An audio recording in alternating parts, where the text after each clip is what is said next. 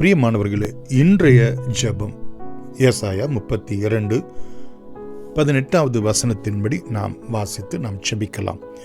என் ஜனம் சமாதானமான தாபரங்களிலும் நிலையான வாசஸ்தலங்களிலும் அமைதியாய் தங்கும் இடங்களிலும் குடியிருக்கும் என்ற இந்த வார்த்தையின்படியே ஆண்டவரே, உம்முடைய சமூகத்திலே எங்களை தாழ்த்தி ஒப்புக் கொடுக்கிறோம்.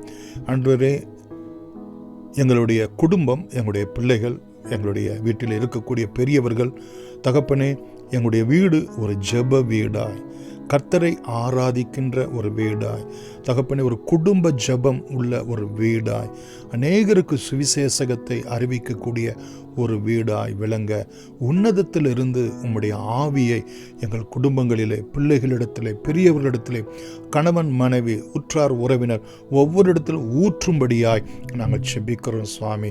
எங்களுடைய வனாந்தரங்கள், எங்களுடைய அவாந்தர வெளிகள் எல்லாம் ஆறுகள் உண்டாகும்படியாய், செழிப்பான வயல்வெளி உண்டாகும்படியாய், அங்கே நீதி நியாயம் வாசமாய் இருக்கத்தக்கதாக, சமாதானமும் அமெரிக்கையும் சுகமும் ஆண்டவரே உண்டாகத்தக்கதாக, ஆண்டவரே தகப்பனே, நாங்கள் நிலையான வாசஸ்தலங்களில் நாங்கள் வாழ எங்களுக்கு உதவி செய்யும்.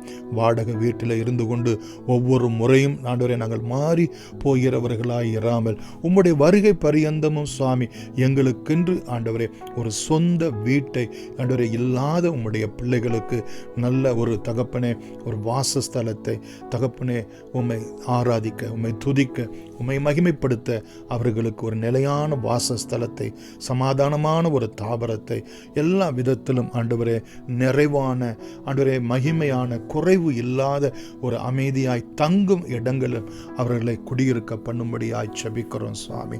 ஆண்டவரே, பிள்ளை இல்லாதவர்களை ஆண்டவரே தகப்பனே நீர் அவர்களை பிள்ளைத்தாட்சியாக்கி சுகமாய் குடியிருக்க பண்ணுகிற தேவன் என்று அங்கே நாங்கள் பார்க்கிறோம். ஆண்டவரே தகப்பனே, இந்த பிள்ளைகளுடைய வாசஸ்தலம் சமாதானமும் நிலையாகவும் அமைதியாகவும் விளங்க, உன்னதத்திலிருந்து ஊற்றப்படுகிற ஆவி அவருடைய வாழ்க்கையிலே பூரணமாய் விளங்க, ஆவியானவருடைய நடத்துதல் இவருடைய வாழ்க்கையிலே ஆசீர்வதிக்கும்படி இயேசுவின் நாமத்தில் நன்றியோடு கூட வேண்டுகிறோம். எங்கள் ஜீவனும் இரக்கமும் உள்ள அன்பின் பிதாவே, ஆமேன். God bless you.